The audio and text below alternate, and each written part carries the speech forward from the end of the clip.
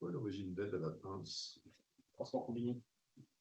C'est, on paye les grues à transporter des camions, des containers d'un camion à un train. Ouais, balance.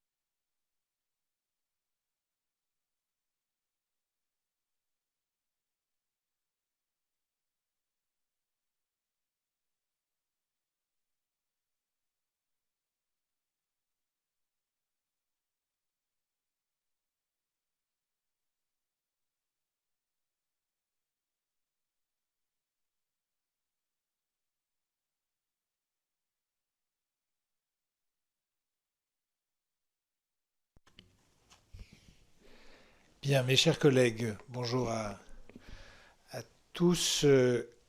Très heureux de reprendre nos travaux pour cette commission d'enquête sur la libéralisation du fret ferroviaire en ce mardi, créneau un peu inhabituel, et de les reprendre en visioconférence, ce qui n'est pas sans précédent, mais ce qui reste un peu l'exception dans nos travaux.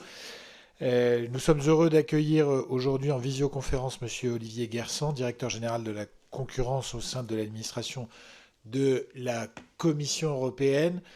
Et cette audition aura deux particularités sous votre contrôle, monsieur le directeur général. La première, c'est qu'il n'y aura pas de prestation de serment puisque les dispositions qui s'appliquent aux fonctionnaires européens précisent qu'ils bénéficient d'une forme d'immunité qui les dispense de cette prestation de serment, comme ça pourrait être le cas pour des diplomates devant une commission d'enquête parlementaire. Et la deuxième spécificité, ou plutôt la difficulté que nous aurons, c'est que, évidemment, les réponses qui nous seront faites par Monsieur le directeur général de la concurrence seront nécessairement un peu circonscrites compte tenu de l'enquête approfondie qui a été lancée au mois de janvier. Voilà les deux précisions que je souhaitais apporter à la connaissance de la commission d'enquête. Monsieur le directeur général, merci d'avoir répondu positivement à notre invitation dès que nous vous l'avons adressée au début du mois de septembre. Nous vous remercions sincèrement car cette audition, vous en doutez, revêt pour nous une grande importance. Notre commission d'enquête a choisi de travailler sur deux plans. Le premier de ces plans, c'est celui qui consiste à essayer de comprendre le déclin continu de la part modale du fret ferroviaire en France depuis en tout cas le début des années 2000, même si c'était un déclin qui était engagé depuis très, très longtemps. Et puis, le deuxième élément, c'est bien sûr d'essayer de comprendre la stratégie de discontinuité qui a été retenue par le gouvernement français pour essayer de protéger Fret SNCF face au risque d'une condamnation à rembourser des sommes perçues comme étant des aides publiques dont le caractère orthogonal par rapport aux dispositions européennes serait dû à leur caractère d'aide publique perçue de manière longue et pendant plus d'une dizaine d'années par Fret SNCF, au mépris de la règle de l'investisseur avisé. Vous avez fait, monsieur le directeur général, vous le Corrézien, une grande partie de votre carrière au sein de la direction générale de la concurrence, avant d'en prendre la direction en 2019.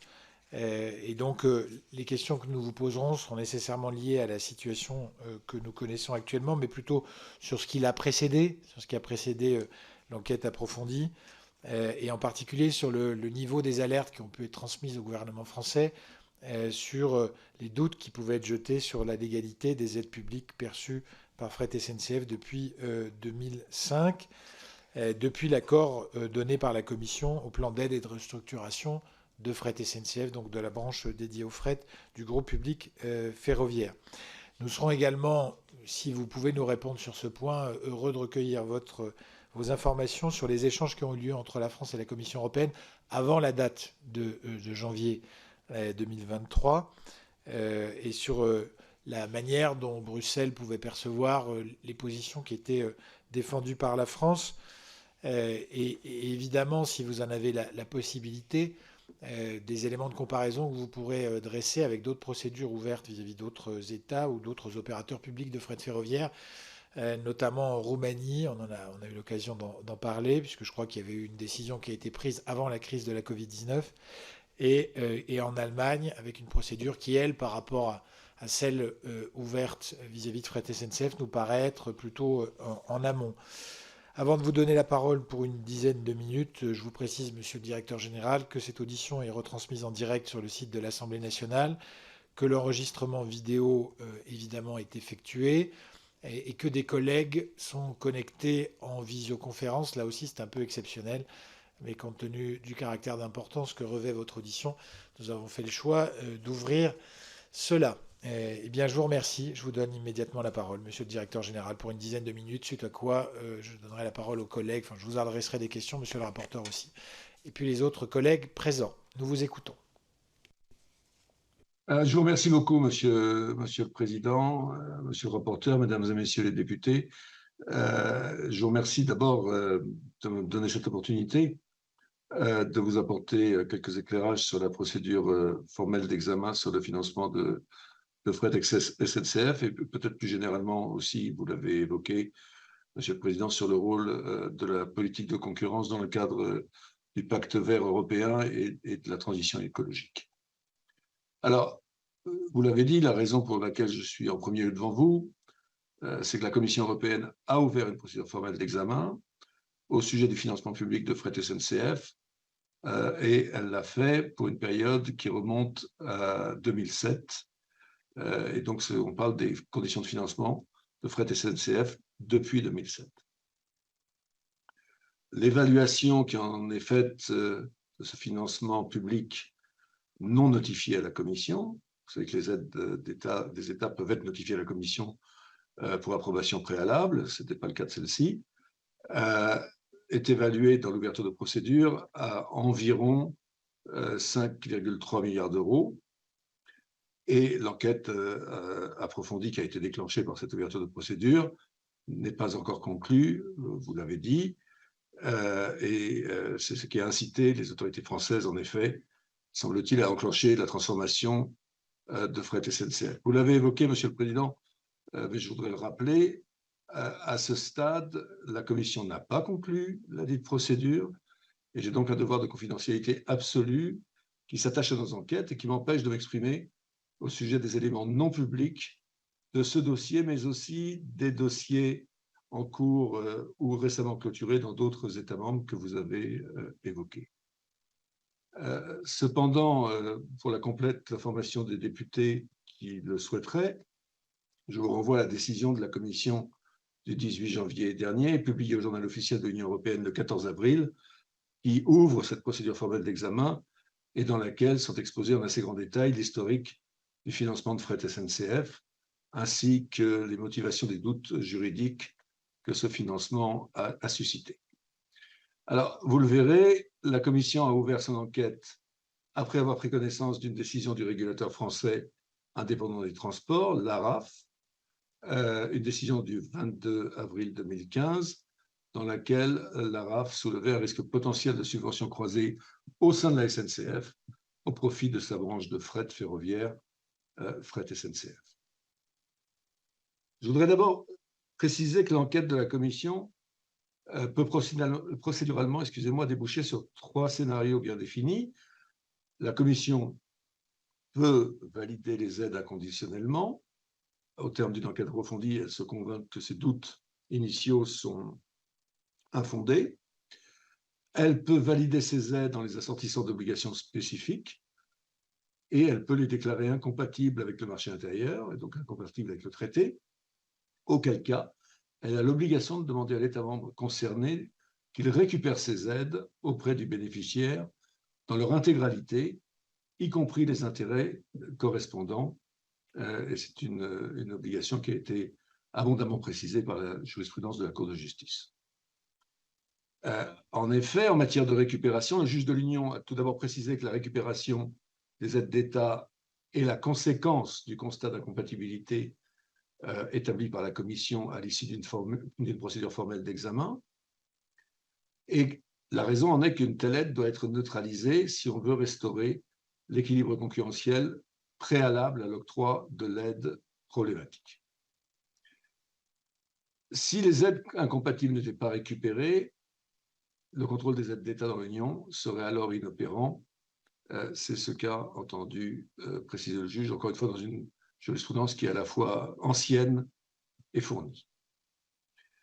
Et dans ces conditions, le juge de l'Union a prévu que c'est l'État membre concerné qui doit s'assurer du respect effectif de l'obligation de récupération des aides incompatibles. Cette obligation ne disparaît que dans un cas, lorsque le bénéficiaire de l'aide a lui-même disparu du marché, sans que là où les entreprises qui reprennent éventuellement certains actifs du dit bénéficiaire ou certaines activités et certaines activités ne puissent être qualifiées de successeurs juridiques et économiques de l'entreprise bénéficiaire des aides illégales. Donc, dans le cas où l'entreprise est tenue de quitter le marché, le juge de l'Union a également précisé que les entités qui reprennent certains actifs de l'entreprise qui sont visées par ces obligations de récupération ne sont pas tenus de rembourser les aides incompatibles s'il peut être démontré qu'il y a discontinuité économique entre ces entreprises, ce qui implique, entre autres, que la nouvelle entité, celle qui reprend les activités, soit significativement différente de l'entité originelle.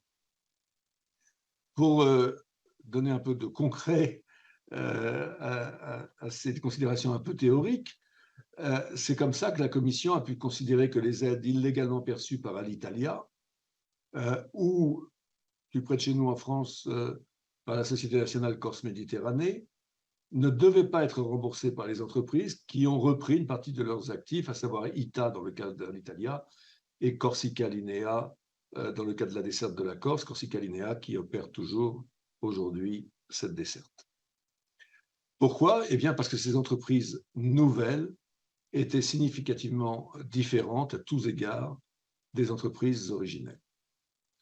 Alors, cette précision étant faite, je voudrais revenir brièvement à la discussion qui s'est tenue ici sur le futur de Fret SNCF, pour vous confirmer d'abord qu'effectivement des échanges ont bien eu lieu, notamment pour avertir les autorités françaises des risques juridiques importants que suscitait ce dossier et de la possibilité que la Commission, tout d'abord, ouvre la procédure, et puis, in fine, que cette ouverture de procédure puisse la conduire à déclarer les aides à Fret SNCF incompatibles.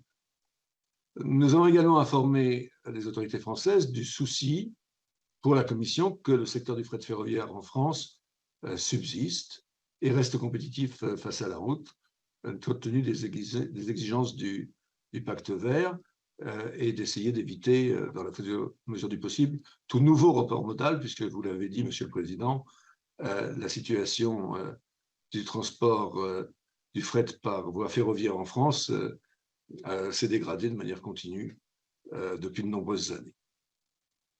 Et donc c'est face à ce risque sur lequel nous l'avions alerté que Monsieur le ministre Beaune a affirmé publiquement, et je crois devant votre commission également, que les autorités françaises ne souhaitaient pas laisser les différents acteurs, et notamment le personnel de l'entreprise concernée, dans une situation d'incertitude, ce qui a donné lieu à l'annonce par le gouvernement actuel français d'un scénario de discontinuité économique pour éviter effectivement, dans l'hypothèse d'une décision négative de la Commission, une situation pour le moins chaotique et problématique.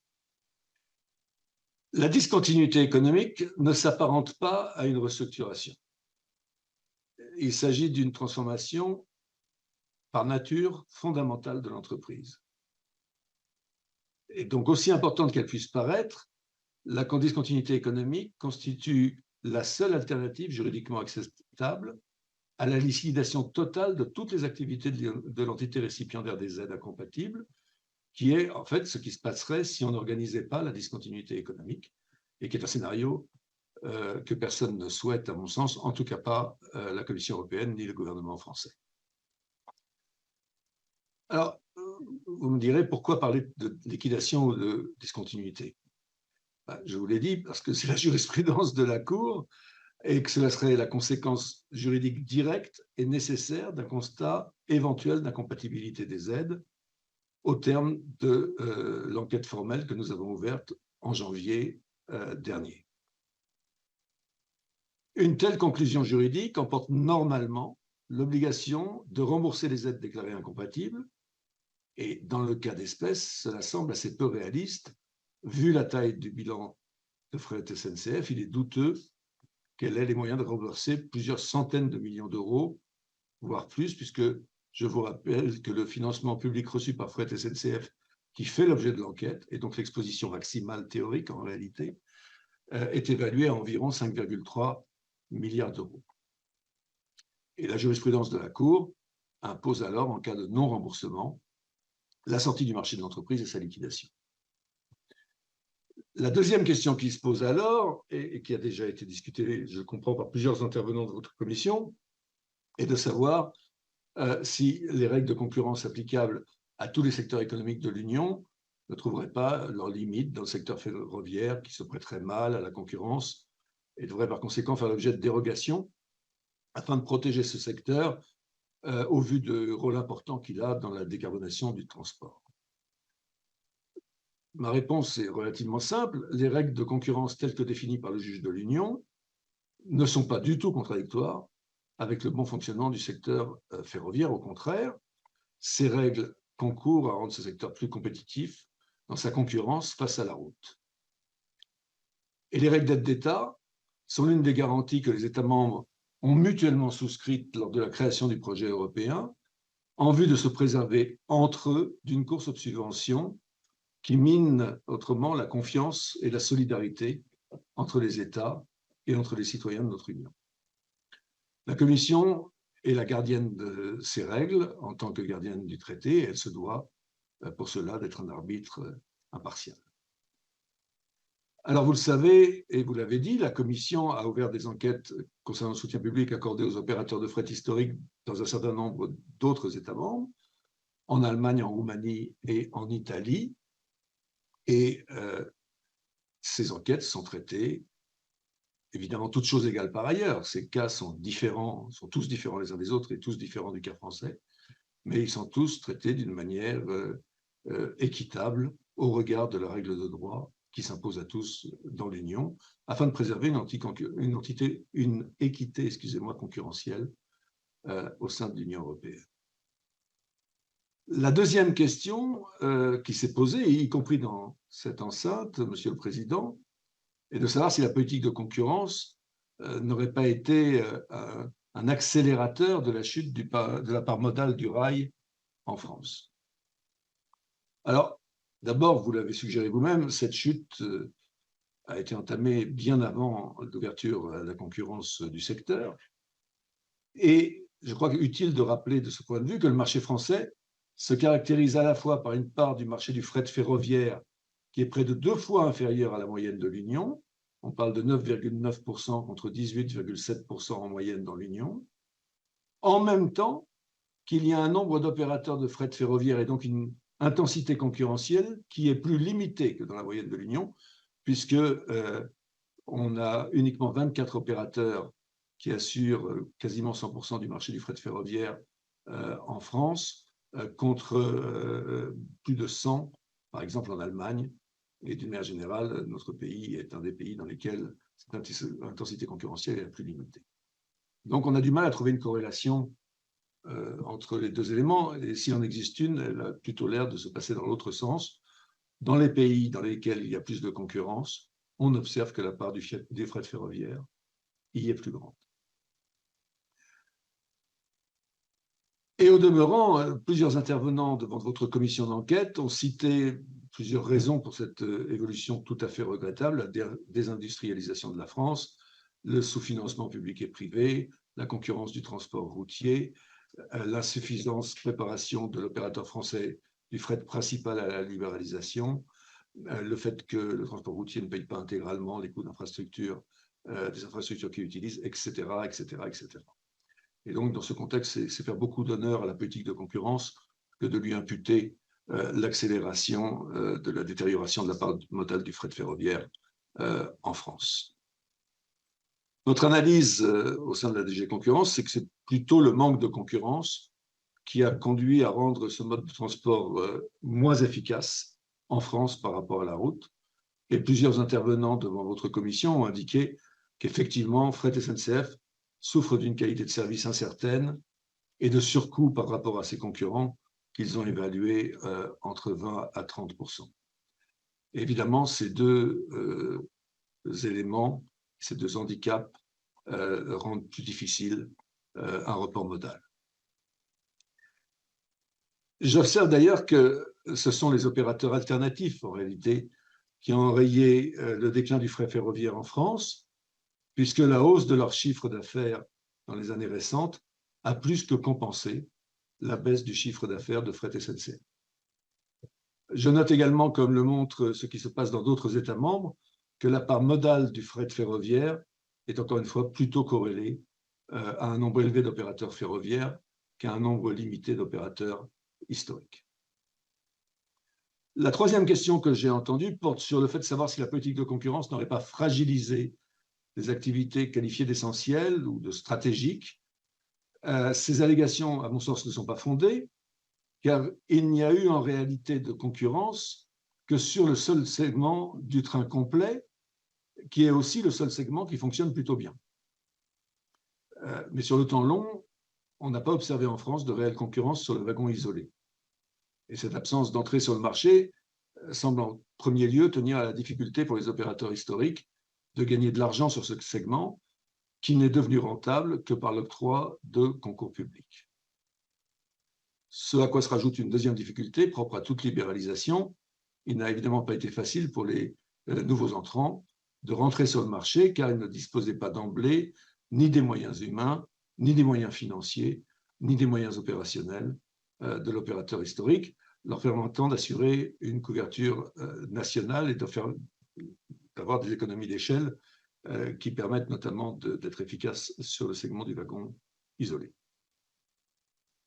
J'observe également qu'il ne semble pas y avoir eu de tentative de coopération ou de sous-traitance à des opérateurs plus petits, comme les opérateurs ferroviaires de proximité, ce qu'atteste une de nos récentes études sur le secteur ferroviaire qui est publiée sur le site internet de la DG Concurrence et que je me ferai un plaisir, si vous le souhaitez, de vous transmettre. Et alors que ces coopérations sont autorisées par les règles européennes, naturellement. Et donc l'attrition du secteur du wagon isolé en France, dans les proportions qui ont été rappelées par les différents intervenants de votre commission d'enquête, mais aussi dans d'autres États membres, n'est donc à notre sens en rien imputable à la politique des concurrences, mais en grande partie à des choix opérés par les États membres et par les opérateurs historiques que souvent ils contrôlent. Permettez-moi d'observer d'ailleurs qu'à une exception près, aucun État membre, et en tout cas pas la France, n'a jugé pertinent d'imposer des obligations de service public assorties de compensations financières pour le fret ferroviaire, une possibilité qui est pourtant autorisée par les traités et parfaitement compatible, à certaines conditions au moins, avec les règles de concurrence. Dans le cas français, le fret ferroviaire n'est pas un service public et Fret SNCF, l'acteur principal de ce secteur, n'a pas été investi d'une quelconque mission de service public par un acte de l'autorité publique. Alors c'est un point important, je me permets d'insister dessus, il a déjà été soulevé à plusieurs reprises devant votre commission. Ça signifie en d'autres termes que la France et un certain nombre d'autres États membres se sont longtemps reposés sur le seul opérateur historique pour leur faire assurer toutes sortes d'opérations, rentables ou non, sans souhaiter instituer un cadre juridique national précis. Et ce cadre juridique aurait dû passer par la mise en place de régimes de soutien financier ouverts à tous les concurrents et pour les activités délaissées par les opérateurs en dépit de ces aides, à l'exploitation par l'imposition d'éventuelles obligations de service public avec une compensation des obligations de service public sur le plan financier pour certaines activités qui sont structurellement déficitaires et ne peuvent donc pas être opérées en conditions de marché. Alors, je me réjouis de voir que cette clarification juridique est désormais en marche. La Commission le rappelle depuis maintenant plus de 15 ans, puisque, comme vous le savez, nous avons des problèmes récurrents avec le secteur du fret et nous rappelons à tous les États membres que la possibilité d'instituer des régimes de service public existe. Les États membres, à commencer par la France, notifient désormais des régimes d'aide d'État ouverts à tous les opérateurs pour la réduction des péages, pour l'aide aux wagons isolés, etc. Au cours des 15 dernières années, la Commission européenne a ainsi autorisé un peu plus de 13,5 milliards d'euros d'aides notifiées par les États membres pour soutenir directement le transfert modal de la route vers le rail, principalement sur la base de régimes qui ont été mis à disposition de tous les opérateurs ferroviaires à des conditions ouvertes et non discriminatoires. Il est important de noter que ce chiffre n'inclut pas les nombreuses mesures d'aide liées à l'interopérabilité ferroviaire, telles que la mise à niveau pour le système européen de gestion du trafic ferroviaire, qui ont également bénéficié de subventionnements et qui ne sont pas repris dans les 13,5 milliards que je viens de mentionner. Cette nouvelle approche permet à la fois d'apporter un financement licite pour rendre le rail plus compétitif face à la route et de favoriser la concurrence, car l'ensemble des opérateurs peuvent en bénéficier. ce qui évite les contentieux lourds que nous connaissons. J'observe que la part modale du fret ferroviaire commence déjà à remonter et je suis donc optimiste qu'un système permettant de compenser les obligations de service public clairement définies par des moyens financiers non discriminatoires et ouverts à tous permettra de continuer cette remontée de la part modale du fret ferroviaire en Europe et notamment en France. Voilà, je vous remercie de votre attention. J'espère ne pas avoir été trop long et je suis naturellement à votre disposition pour répondre à vos questions.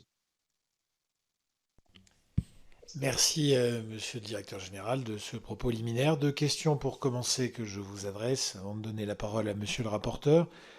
Une première question, suite à la référence que vous avez formulée à la décision de la RAF à l'époque, donc ancêtre de l'Autorité de régulation des transports, du 22 avril 2015. Comment vous évoquiez, j'essaie de retrouver la formule exacte que vous avez utilisée, vous avez dû indiquer que la Direction générale de la concurrence, la Commission européenne, disons, avait été informée de cette décision de la RAF. C'est important pour nous de savoir qu'elle avait eu connaissance de cette décision de la RAF. Voilà, je cite exactement votre formule. C'est important pour nous de savoir comment cette information vous avait été communiquée. Je dis cela parce que lors d'une audition que nous avons réalisée ici, il avait été indiqué que finalement, avant même les plaintes déposées par les opérateurs, les entreprises ferroviaires alternatives à Fret SNCF, cette transmission de la décision de la RAF avait en effet alerté la Commission européenne. Donc c'est important pour nous que nous sachions la manière dont cette information s'était effectuée et son caractère, comment dirais-je, la validité de cette transmission d'informations pour saisir la Commission européenne, sachant qu'en principe, la RAF ne se prononce qu'au regard du droit français et pas évidemment du droit européen. La deuxième question, c'est celle que vous avez évoquée sur les obligations de service public, de cette possibilité qui était ouverte par les traités. Est-ce qu'une aide d'État ouverte en principe à l'ensemble des entreprises ferroviaires, mais qui en réalité, compte tenu du secteur durablement, enfin de l'activité durablement déficitaire qui est exercée, n'est en fait sollicitée que par une entreprise ferroviaire, est-ce qu'elle pourrait être regardée comme étant orthogonale avec les règles de l'Union européenne ou devant susciter l'explicitation de règles et d'obligations de service public? Je pense évidemment, quand je dis cela, à l'aide aux wagons isolés, qui en France est en fait essentiellement sollicitée par Fret SNCF et dont on peut penser que, au-delà même de la question de la solution de discontinuité, dont on peut penser qu'elle sera durablement sollicitée pour l'essentiel par l'opérateur public de fret ferroviaire qui succédera à Fret SNCF. Merci beaucoup, Monsieur le Président, pour ces deux questions. Sur votre première question, comme vous le savez, la Commission européenne a été saisie de diverses plaintes qui par la suite ont d'ailleurs été retirées. Et dans le cadre de ces plaintes, la Commission a été informée de l'avis émis par la RAF, qui, à ma connaissance, d'ailleurs, n'était pas un avis confidentiel au gouvernement, mais une décision publique. C'est tout ce que j'en sais. En tout cas, si c'était le sens de votre question, la Commission n'a pas été informée directement par la RAF de ces constatations. Votre deuxième question appelle un développement un petit peu plus long parce qu'elle est un peu plus complexe. Effectivement, donc j'expliquais qu'un régime ouvert, non discriminatoire, ouvert à tous de compensation de services publics était susceptible d'être compatible avec le traité. Vous avez raison de dire que lorsqu'il est sélectif de fait, et en réalité, quand il ne s'adresse sous couvert d'une ouverture de façade qu'à un seul opérateur, la Commission a non seulement le droit, mais elle a le devoir de soulever ce voile pour examiner ce qu'est la réalité économique au-delà de l'éventuelle fiction juridique. Mais la réalité, c'est que dans une situation comme celle-là, et il peut y avoir des raisons parfaitement légitimes pour lesquelles, en réalité, il n'y a qu'un seul bénéficiaire. Par exemple, parce que, compte tenu des économies d'échelle, compte tenu des divers effets de réseau, de nouveaux entrants souhaitant entrer sur une échelle modeste, n'ont en réalité pas la possibilité d'équilibrer leurs comptes avec une subvention aussi faible que l'aurait un opérateur plus important. Il est possible que uniquement des opérateurs importants, voire uniquement éventuellement un opérateur, puisse en réalité, dans des conditions économiques optimales, opérer le service. Évidemment, dans un cas de figure comme celui-là, la Commission s'attendrait à ce que l'État membre la contacte avant de mettre en place le régime d'aide et lui notifie ce régime d'aide au terme d'une procédure pour, non pas le co-construire, mais enfin pour conseiller, je dirais, l'État membre en question sur le meilleur moyen d'avoir un régime d'aide peu ou pas susceptible de poser problème ensuite au niveau de l'instruction. C'est la façon dont on travaille au quotidien avec tous les États membres. Je vous rappelle que la notification des aides publiques est la règle. Leur versement sans notification préalable, c'est l'exception. Et pour ne pas notifier une aide publique en étant conforme au traité, il faut que cette aide publique ne revête pas le caractère d'une aide d'État. Ou qu'elle soit exemptée par une exemption par catégorie, enfin bon. Mais en principe, un régime d'aide comme celui dont nous parlons est soumis à une obligation de notification préalable. Et c'était bien tout le problème de l'enquête que nous avons ouverte sur des financements pour un montant global estimé à 5,3 milliards, qui n'a pas fait l'objet d'une notification préalable.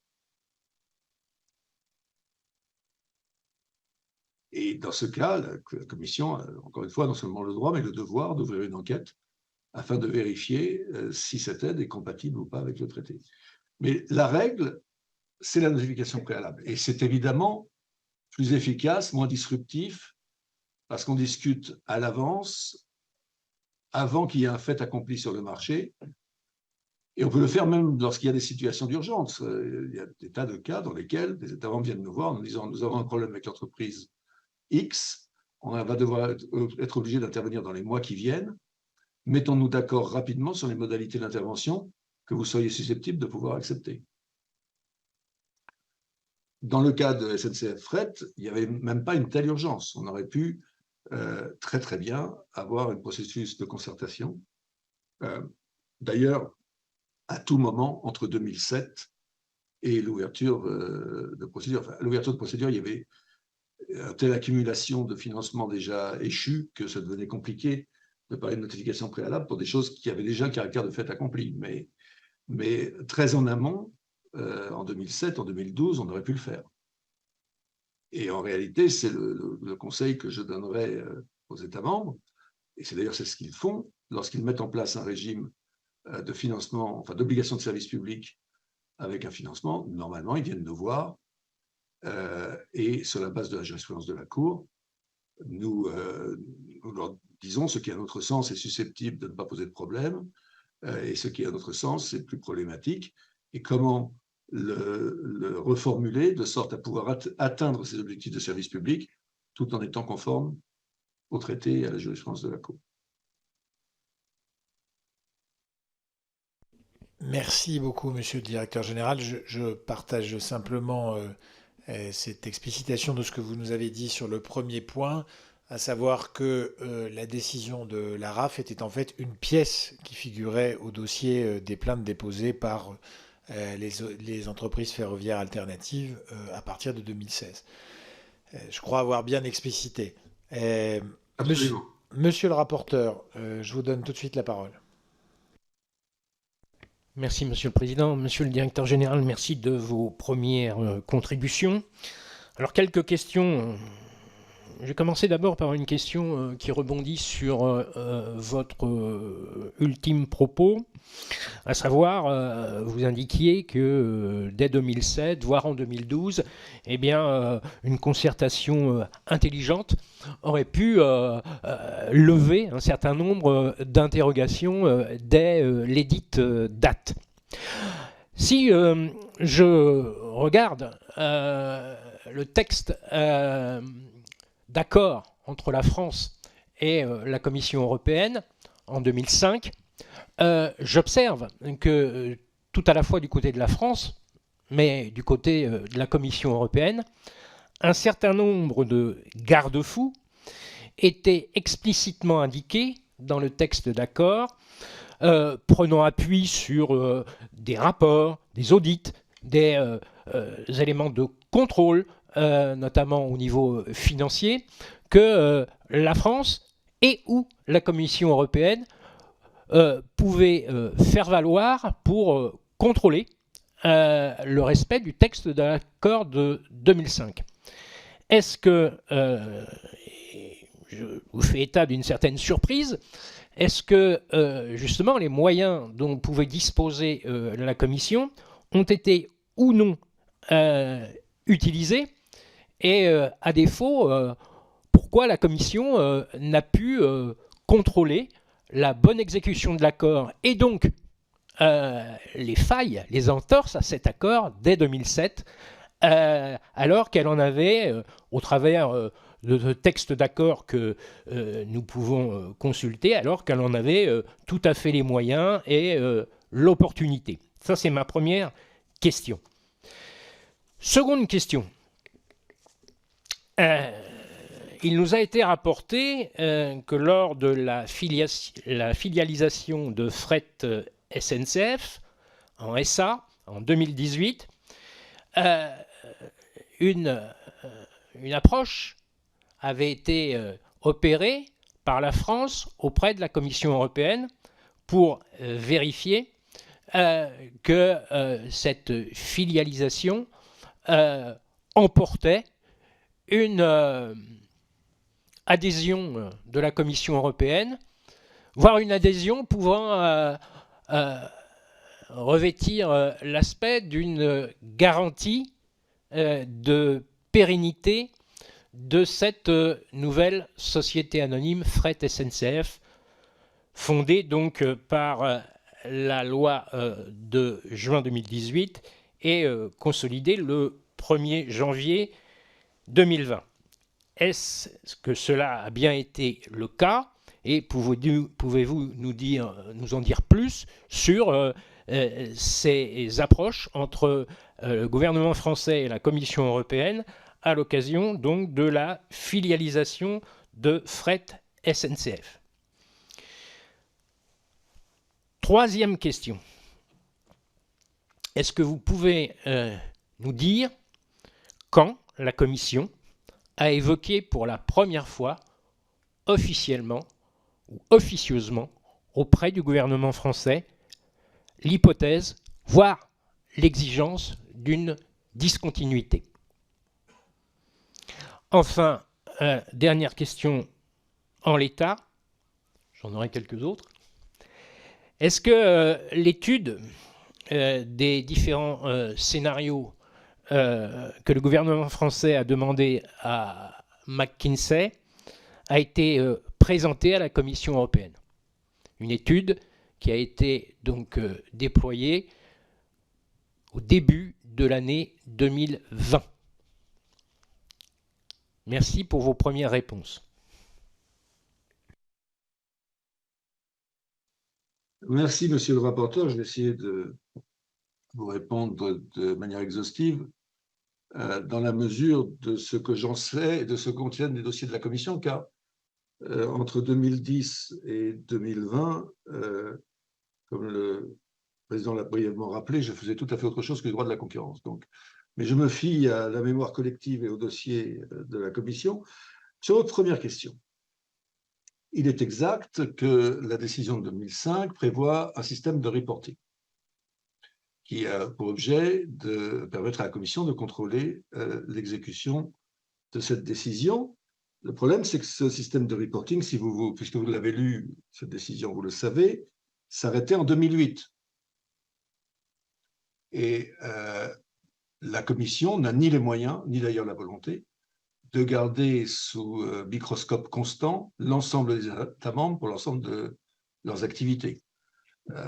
Encore une fois, on s'attend, lorsqu'il y a un problème, généralement, il est porté à notre connaissance par le fait qu'il y a des gens qui se plaignent, ou par le fait que les États membres prennent eux-mêmes contact en nous disant « j'ai un problème, je vais avoir besoin d'équilibrer une activité, mon idée c'est de faire comme ça », et on engage une discussion informelle pour les aider à résoudre leurs problèmes. C'est comme ça que ça se passe normalement. Ça ne s'est pas passé dans ce cas-là. C'est la seule chose que je puisse dire. Mais à partir de 2008, la Commission n'avait pas de standing particulier. Alors, je suis d'accord avec vous qu'on aurait pu envoyer des enquêteurs enquêter sur la situation de fret SNCF, mais vous devez savoir que les gens qui s'occupent de ça sont une toute petite équipe qui s'occupe de l'ensemble des transports dans l'ensemble de l'Union. Et donc, une fois que l'obligation de reporting est terminée, encore une fois, on n'a pas un monitoring constant de toutes les activités, de toutes les entreprises au sein de l'Union européenne. Votre deuxième question porte sur la filialisation. Et là, je peux vous confirmer qu'en 2019, la Commission, qui avait déjà des doutes sur les conditions de conformité au traité du financement de fret SNCF, a informé les autorités françaises que la filialisation ne permettrait pas de dissiper ces doutes. En réalité, le changement de statut juridique n'entraînait pas de changement de qualification au titre du régime des aides d'État. Vous m'interrogez ensuite, et je crains d'avoir oublié votre dernière question, donc je vous demanderai tout à l'heure de la reformuler, sur à partir de quel moment nous avons informé les autorités françaises ou requis une discontinuité. Alors, cette question, elle est couverte par la confidentialité de l'enquête, et donc, c'est pas que je ne veux pas, mais je ne peux pas y répondre. Ce que je peux vous dire, par contre, par voie de remarque plus générale, qui j'espère vous éclairera suffisamment sur ce point, c'est que la Commission ne requiert jamais la discontinuité. Le point, c'est que la discontinuité est le moyen d'éviter la cessation du service, en réalité. Si on n'organise pas, si l'État membre n'organise pas une solution de discontinuité, et que la Commission confirme les doutes qui l'ont amené à ouvrir la procédure et estime que tout ou partie des subventionnements publics examinés sont illégaux, l'entreprise doit rembourser l'aide, comme je l'expliquais dans mon propos liminaire. Et si elle ne le peut pas, eh bien, elle doit être mise dans l'utilisation, c'est la jurisprudence de la Cour de justice. Évidemment, à ce moment-là, la disruption est maximale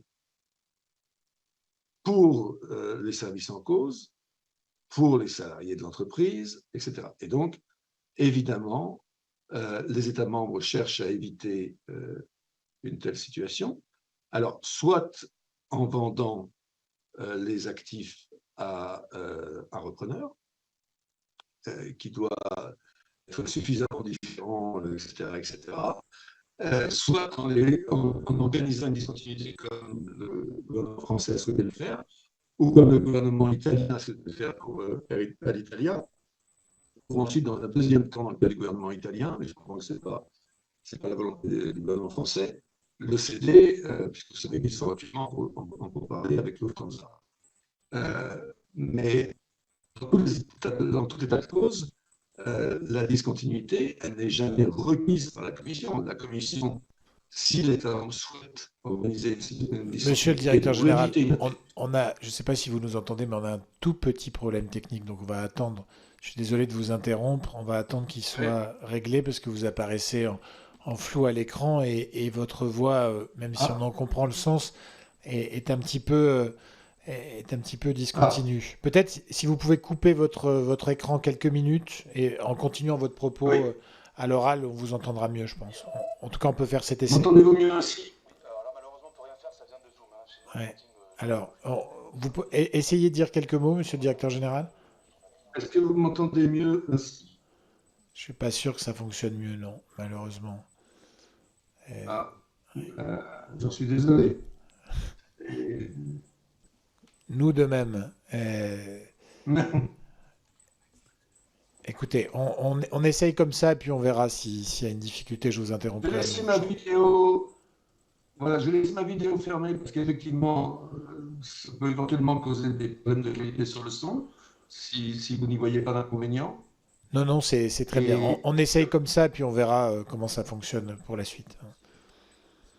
Voilà. Donc, voilà, j'en avais fini sur la discontinuité. Mon message principal, c'est que ce n'est pas, monsieur le rapporteur, la Commission qui requiert, impose la discontinuité, mais la Commission générale comprend pourquoi l'État membre souhaite avoir une solution de discontinuité, parce qu'évidemment, le pire, c'est de se retrouver confronté brutalement à une décision qui déclare la ville légale, avec obligation de récupération et mise en liquidation de l'entreprise. C'est le pire pour tout le monde, pour les salariés, et pour la continuité du service, lorsque c'est un service qui présente un intérêt stratégique pour l'État en question, pour son économie.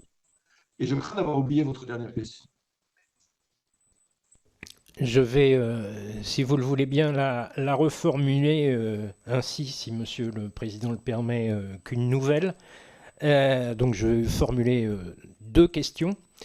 Ma dernière question était sur le fait de savoir si la Commission européenne avait été informée, s'était vue présenter l'étude sur différents scénarios de discontinuité que le gouvernement français a fait opérer via le cabinet McKinsey tout début 2020. C'est ma première question. Et deuxième question, nous avons eu connaissance que les organisations syndicales de la SNCF avaient rencontré la Commission. Et alors, lors de cet échange, Madame Vestager aurait fait état de son étonnement devant la rapidité de la présentation d'un plan de discontinuité par le gouvernement français. Et par ailleurs, s'était montré de la même façon interloqué au regard des arguments des organisations syndicales relatifs au bilan financier pluriannuel de fret SNCF tel qu'il aurait pu être justifié auprès de la Commission.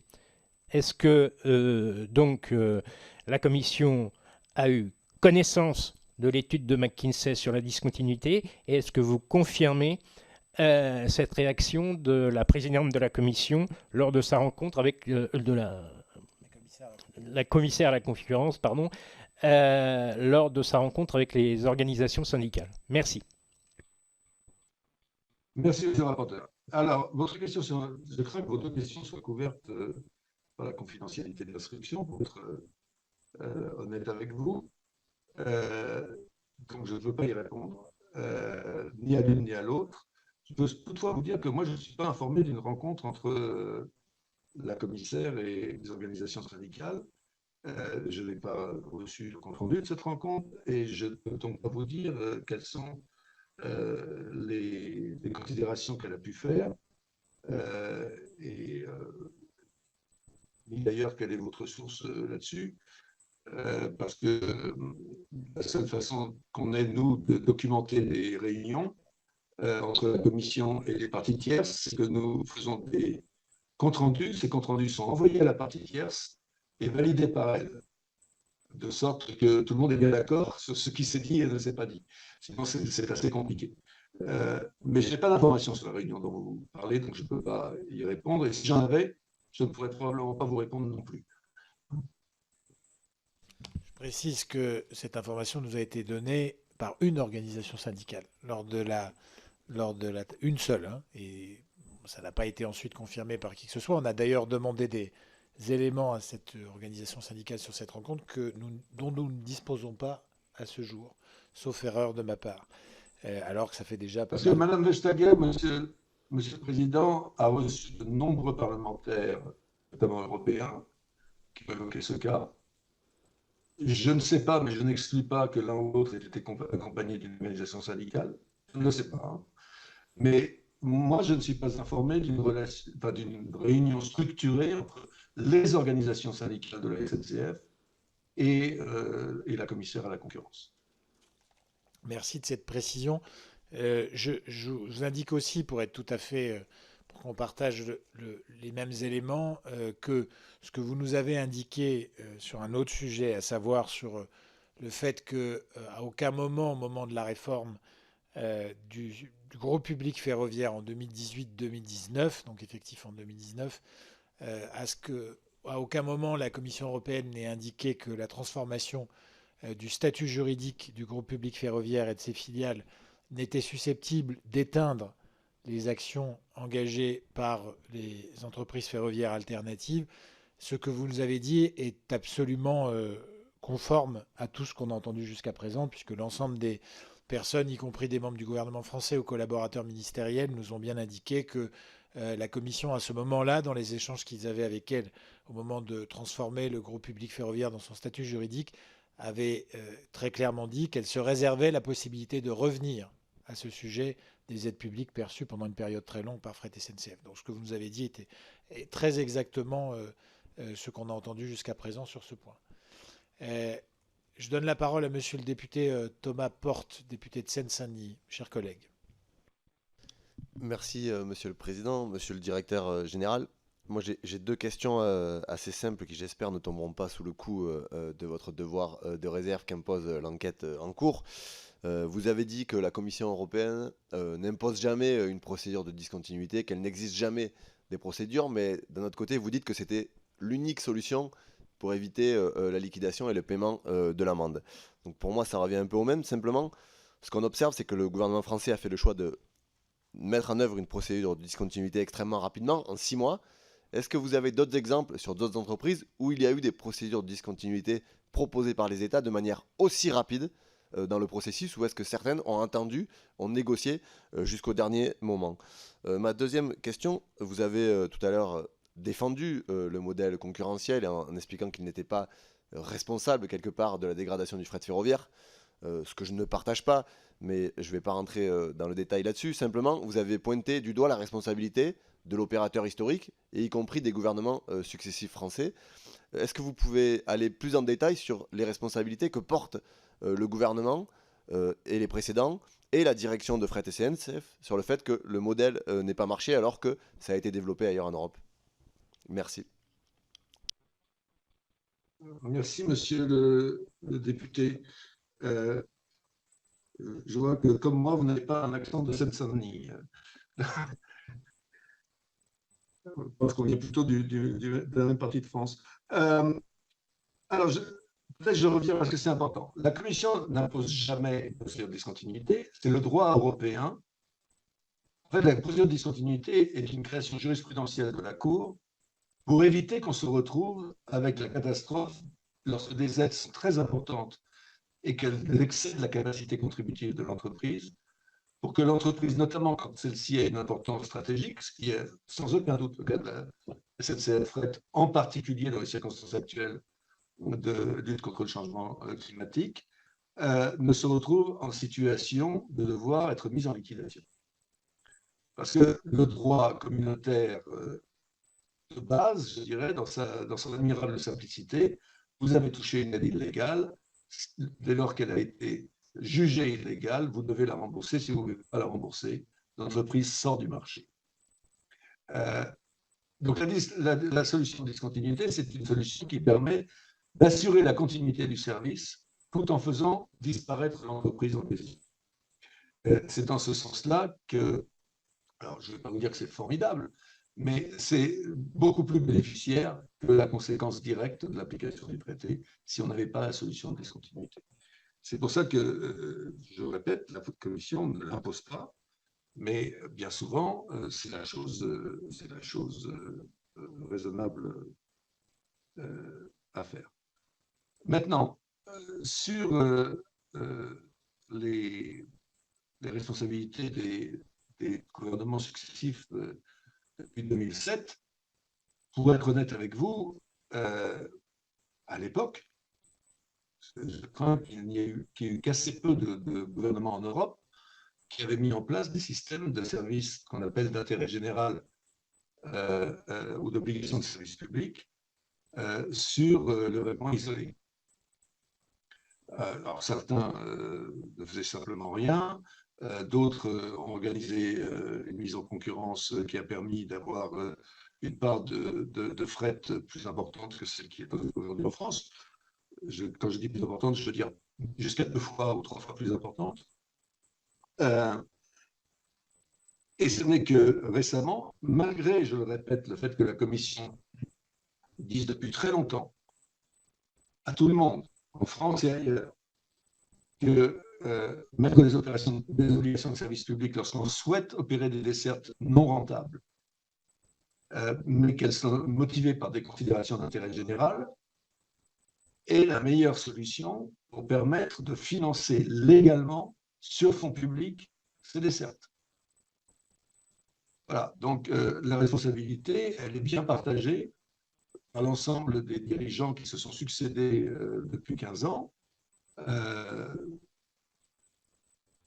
Si ce n'est que ce n'est pas mon rôle de rentrer dans ces considérations de politique nationale, mais le gouvernement actuel, en tout cas le ministre Beaune, lui, il a dû gérer une situation dont il a hérité à un moment où il n'y avait plus beaucoup d'options.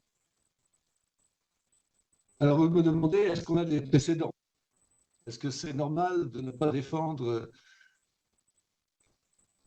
Évidemment, comme je l'ai dit, une fois qu'on a ouvert la procédure, ça ne veut pas dire que l'État membre est condamné par avance.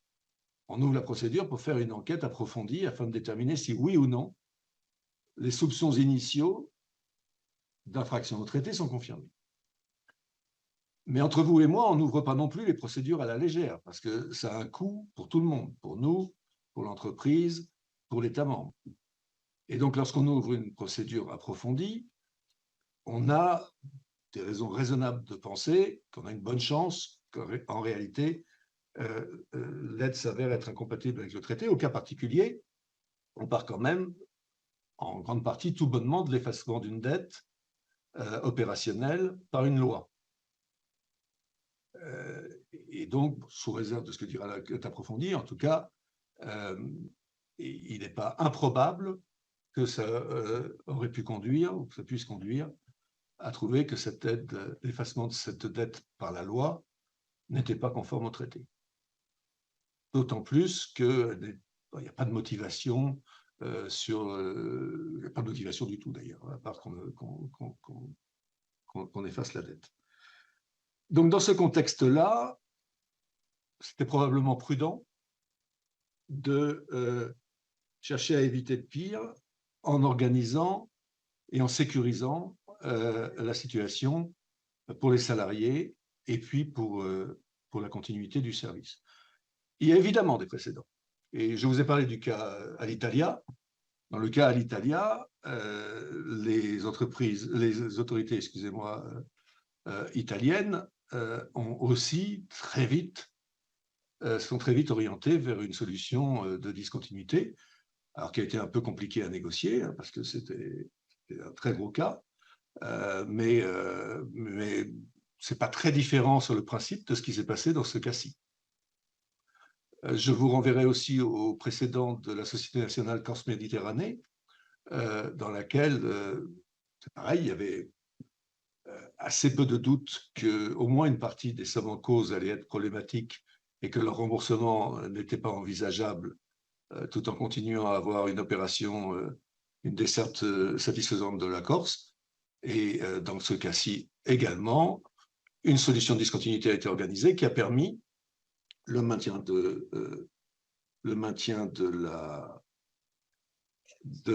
du service et le maintien dans l'emploi des salariés ou d'une grande partie d'entre eux. Dans le cas de la SNCM, pour être tout à fait précis, cette discontinuité a été opérée en moins de 18 mois.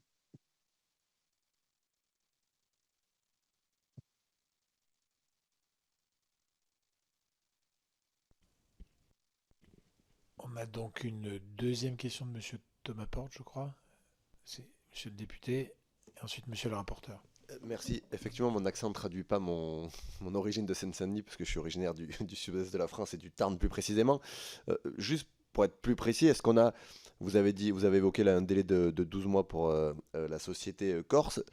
Je vais un peu affiner ma question pour avoir une réponse assez précise.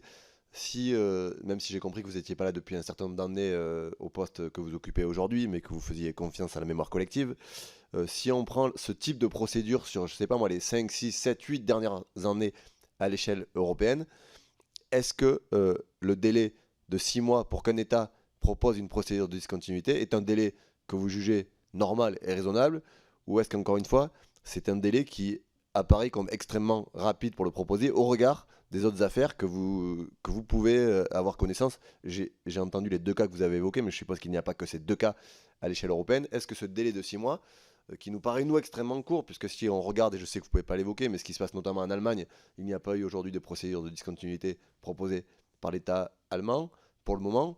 Donc voilà, c'est véritablement pour avoir un regard sur ce délai, en tout cas de procédure de discontinuité proposée par le gouvernement français. Merci pour votre question, monsieur le député.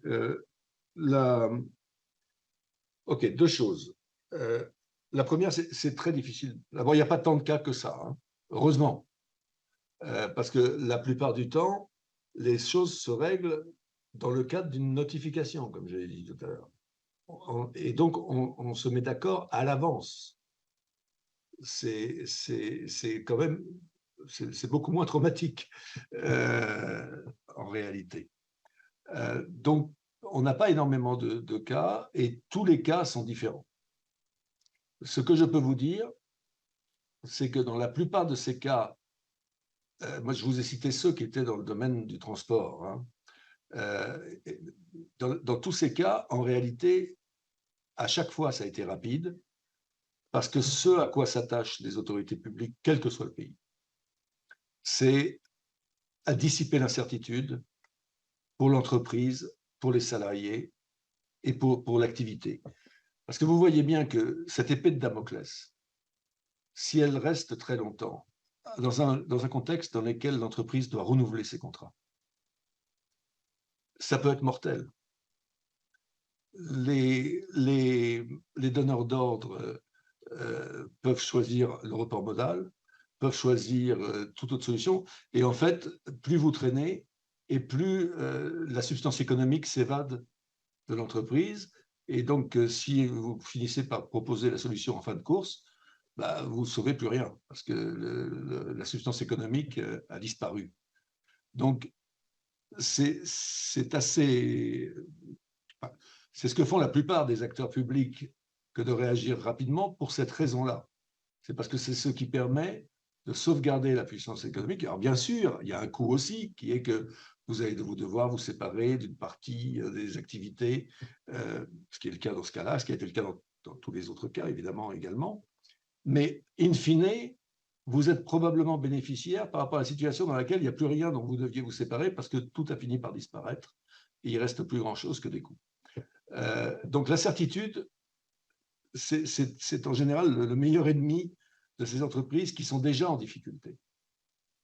Et donc les décideurs publics en général essayent de s'attacher, en tout cas quand ils sont intelligents, à limiter cette incertitude au maximum et à rassurer les marchés lorsque ce sont les entreprises cotées et puis les donneurs d'ordre parce que c'est eux qui assurent la survie économique de l'entreprise. Donc voilà pourquoi les États membres prennent contact en général très rapidement dans des cas similaires avec la Commission pour voir à quel point une décision finale négative est probable et organiser la solution de discontinuité la moins défavorable possible, en sachant que la solution de discontinuité sera toujours plus favorable que de laisser le cas traîner longtemps et encore pire, aller jusqu'au bout. Voilà ce que je peux vous en dire.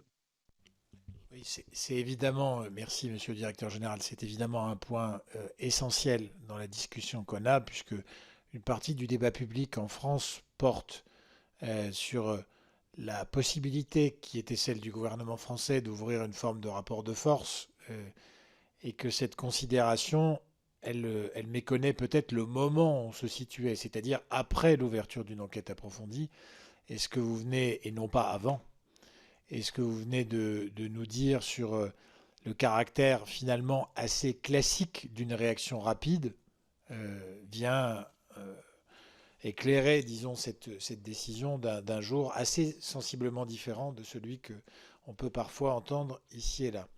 Monsieur le rapporteur, vous avez la parole. Merci, Monsieur le Président. Monsieur le Directeur Général, je reviens sur une première interrogation.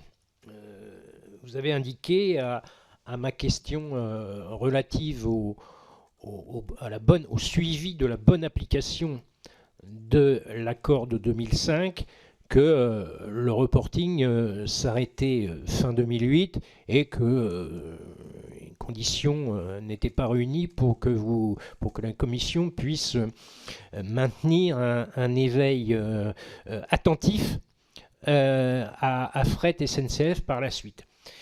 Néanmoins, j'observe que dès 2010, et surmontant la problématique même des aides à Fret SNCF, la Commission européenne signifiait à la France que le caractère d'épique de la SNCF, suite à un premier contentieux au niveau de la Poste, le caractère d'épique de la SNCF laissait supposer une inadéquation avec les règles d'aide d'État dans la communauté européenne. Dès 2010, donc, une alerte était portée auprès du gouvernement français, et c'est un échange qui, je crois, a duré à minima 2 à 3 ans. Tout cela pour, d'une part, que vous indiquez que la Commission suivait donc, au-delà même des aides, le caractère spécifique du modèle d'EPIC français, contestant son bien fondé quant aux règles donc, des aides d'État.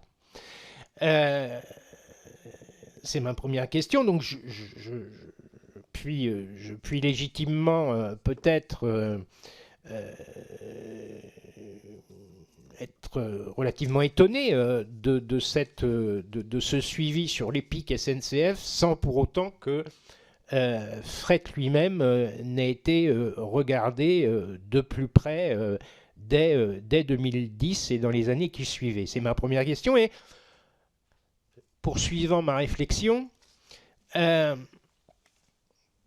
est-ce que vous avez un précédent d'enquête de la Commission concluant à des aides illicites à un EPIC, un modèle EPIC dans notre pays? Et si oui, quelle conclusion? Sinon, si cette hypothèse pouvait être envisagée, qui paie, dans la mesure où l'État garantit la dette d'un modèle d'EPIC? Oui, merci, monsieur le rapporteur. Vos deux questions sont en fait la même. Ce n'est pas que la Commission suivait avec une attention particulière la SNCF et sa transformation en EPIC, c'est que la Commission suivait avec une attention particulière la question des EPIC, puisqu'elle était l'objet d'une procédure devant la Cour dans une affaire La Poste. Affaire La Poste dans laquelle la Cour a jugé. Alors, comme on dit en anglais, je marche sur de la glace fine, là, parce que je n'ai pas sous les yeux l'arrêt de la Cour. Donc, excusez, et si vous le souhaitez, je serais content de compléter par écrit cette réponse, parce que je vous parle de souvenirs, là. Mais dans l'affaire La Poste, la question était que le statut d'EPIC entraîne de manière automatique et illimitée une garantie de l'État. Pour une entreprise qui a une activité commerciale en concurrence. Et donc, par conséquent, il y a un problème. Et donc, ça répond à votre question, est-ce que vous avez un précédent? Ben oui, justement, l'arrêt La Poste, qui intervient à cette période-là. Et donc, la Commission attire l'attention de la France sur le fait que mutatis mutandis, c'est susceptible de poser un problème pour la SNCF. À ma connaissance, c'est tout. Mais si vous souhaitez une réponse plus exhaustive, je serais heureux de le faire par écrit. J'avoue humblement que je ne suis pas capable de vous en dire beaucoup plus comme ça, on the spot.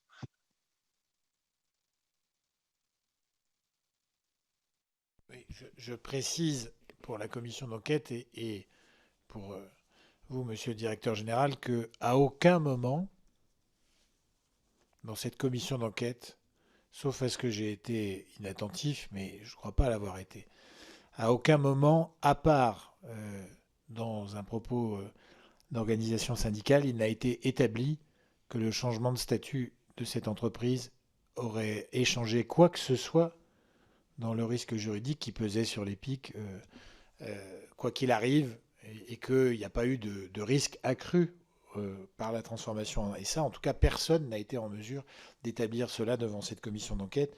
Et je crois que c'est assez important de le préciser et de le rappeler pour qu'on ne revienne pas à la fin de nos auditions au point duquel nous sommes partis et avec des convictions qui, en fin de compte, auraient pu être arrêtées dès le début sans donner la peine à autant de personnes d'être auditionnées. Je le partage. Est-ce qu'il y a d'autres... Si vous permettez, Monsieur Oui. le Président, d'intervenir sur ce que vous venez de dire, parce que c'est important. En effet, ce qu'a dit la Commission, c'est que les doutes quant au refinancement de SNCF Fret par la SNCF, entreprise contrôlée par l'État, une chose qui est différente de la garantie générale liée au statut d'EPIC, n'était pas dissipée par la transformation de statut.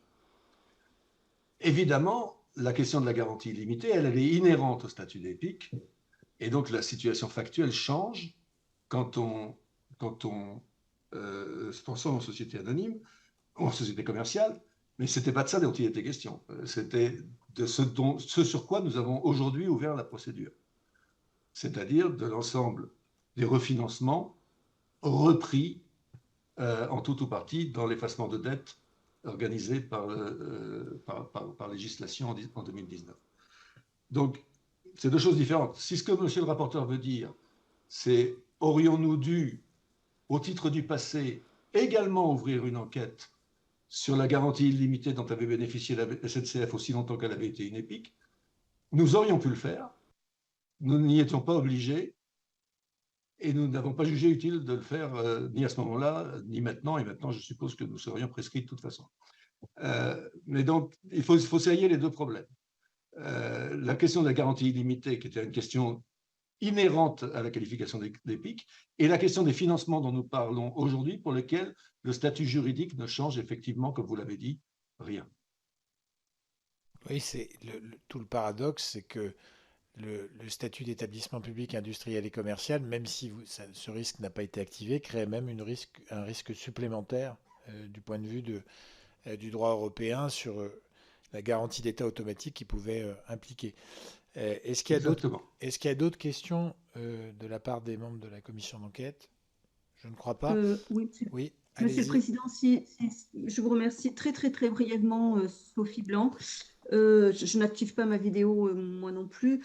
Monsieur le directeur, ne craignez-vous pas C'est-à-dire qu'en fait, la France ne risque-t-elle pas, j'ai écouté votre audition, de se retrouver finalement à cumuler deux mauvaises solutions?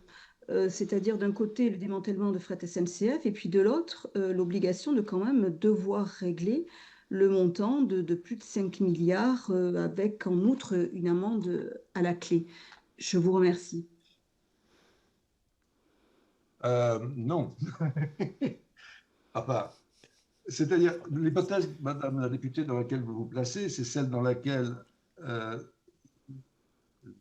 Commission estimerait que la solution de discontinuité organisée par l'État français est insuffisante